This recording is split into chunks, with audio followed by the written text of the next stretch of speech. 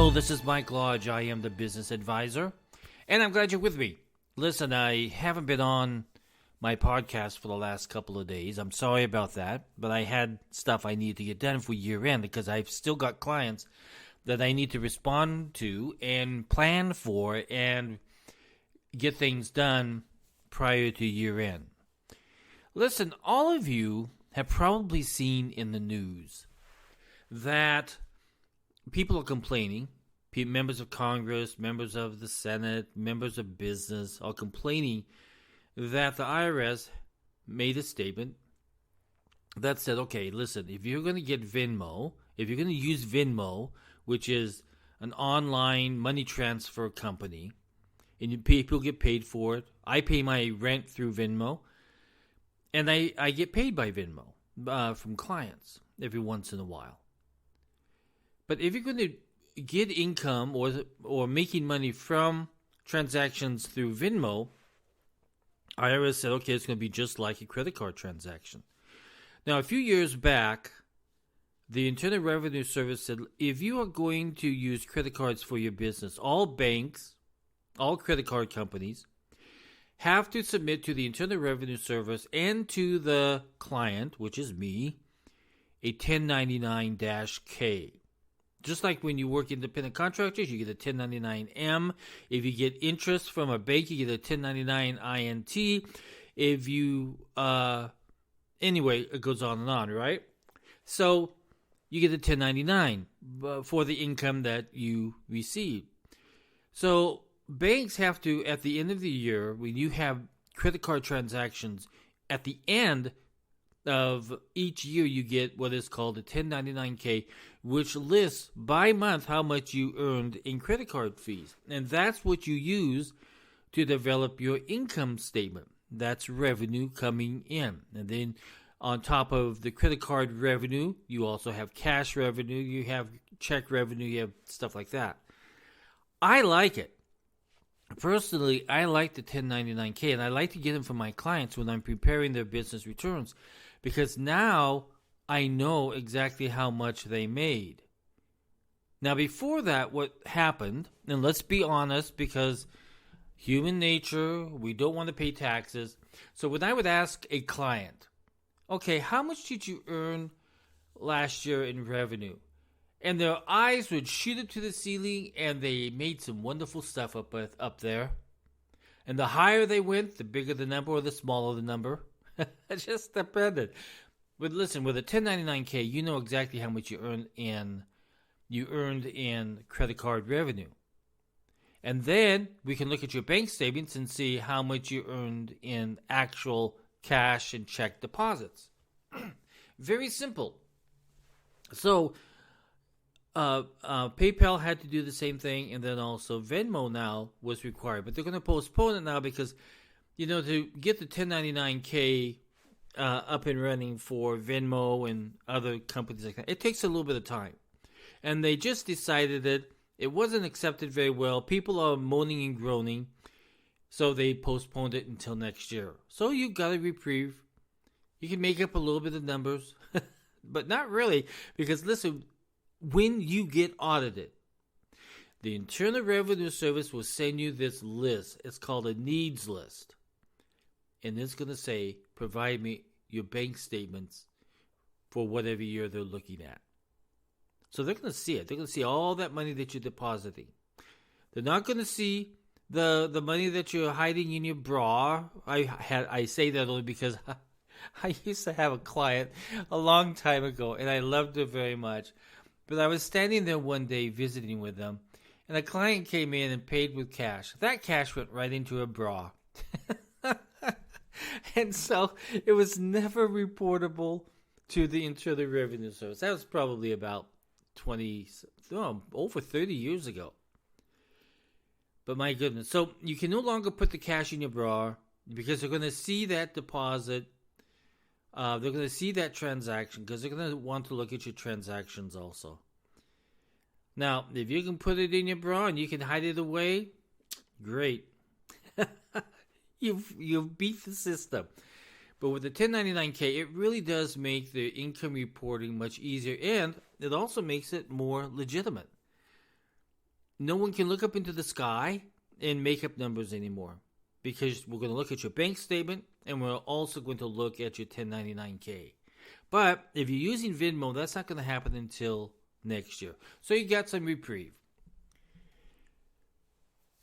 I love business, and I love talking to various business owners. And at the moment, what we are seeing and what I'm hearing, I guess I should probably better describe it as, is that businesses are really having a tough time. I have one client who's in the healthcare industry and has contracts with skilled nursing facilities. He's still trying to collect on July. So that's July, August, September, October, November, 6 months. 6 months behind in getting paid. That's scary when you're sitting out there with, as a small business person, and you're having trouble getting paid. That makes it tough. Because what happens if my clients don't get paid, I don't get paid. Because it's a trickle down. It's a trickle down business economy. When my clients don't get their payments, I don't get paid. I don't like to see it, but I understand what's going on. Medicare has been slow in paying some of these nursing facilities. The promises that were made on COVID and everything, sometimes it was met and sometimes it wasn't met. So they are short in cash in paying the skilled nursing facilities, the long-term care facilities, and some of the other medical entities that are out there. And so it's when you consult to and you do business for people in the healthcare industry, they are behind. A lot of them are behind, especially when they have contracts with skilled nursing facilities. You don't like to hear it, because these people are providing physical therapists, occupational therapists, speech therapists for individuals who have had strokes or other types of medical accidents that they could have had. These people are still doing their job, and they still have to get paid. So these individuals are always behind schedule at the moment. I remember a long time ago, well, not that long ago, probably 10 years ago, I owned a healthcare staffing company. And there were times where we were not getting paid on time, but I still had to keep paying my nurses. They were still doing their job. Thank God I had other businesses that I could borrow from so that I could pay my staff. They still had to be there. They still had to perform the surgeries. They still had to do the geriatric care. They still had to go into the hospitals. But we were long time, sometimes 3 months, 4 months before we got paid on work that we had done 4 months ago. When you're in that type of situation, it makes it tough. The stress level is high because you're wondering, how am I going to make this next payroll? How am I going to meet my payroll taxes? How am I going to pay my workers' compensation? And now that we're in this recession, we're having the same situation over again where payments are slow from the government entities that pay out for healthcare. It's getting tougher. So you small businesses out there, I always say build up a cash contingency. Remember that word contingency, because that's most important. Because there are going to be times, especially during the recession, that you may not have any cash coming in at all. You're going to have some type of backup. Banks are no longer lending. Banks are no longer giving loans out there that cover situations like this. A lot of companies have gone into factoring. Factoring is when you bill and you then submit that invoice to a factoring company, and the factoring company pays that and then goes after the people that owe the money. It's a fast way, but you lose money on it because they take a percentage off the top. So we're having these situations where we're having to do different strategic items just to stay afloat. I don't want you to give up, because you'll make it through. But just remember, you may have to ask mom for some money. You may have to ask your brother for some money. You may have to ask a client for some money on a short-term loan in order to make it through. We're in that type of situation now where you are a startup.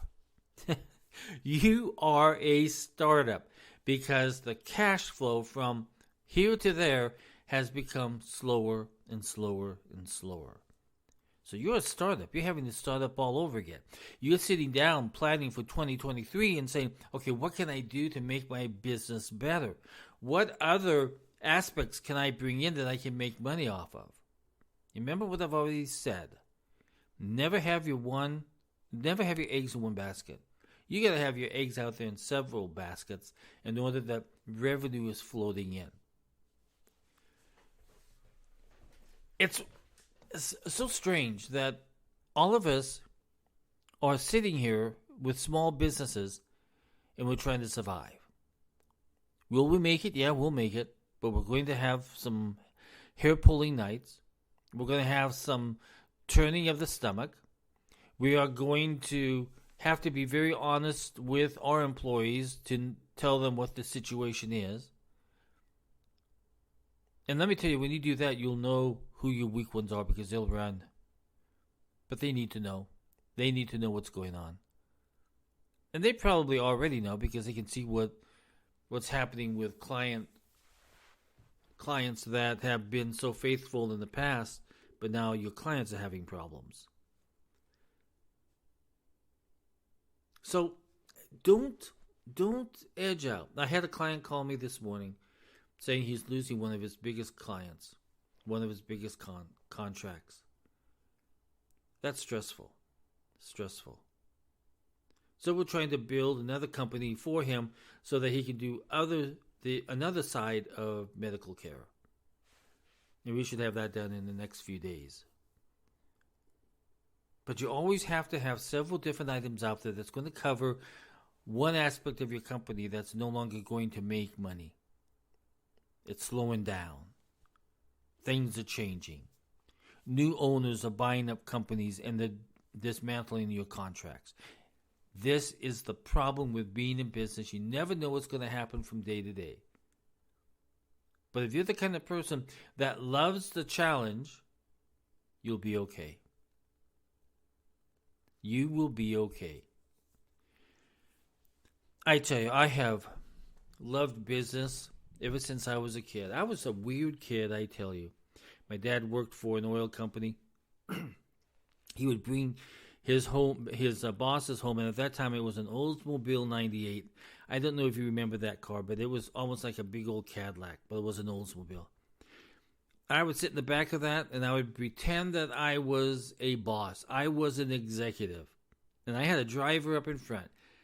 Now, I'm sure that my parents looked out and said, oh my God, he's at it again. He's being an executive again. But I was strange. I was a strange business kid.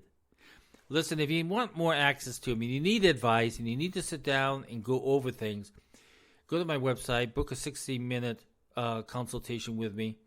It's at www.lodge-co.com. It's down in the body of this email. You'll see it down there.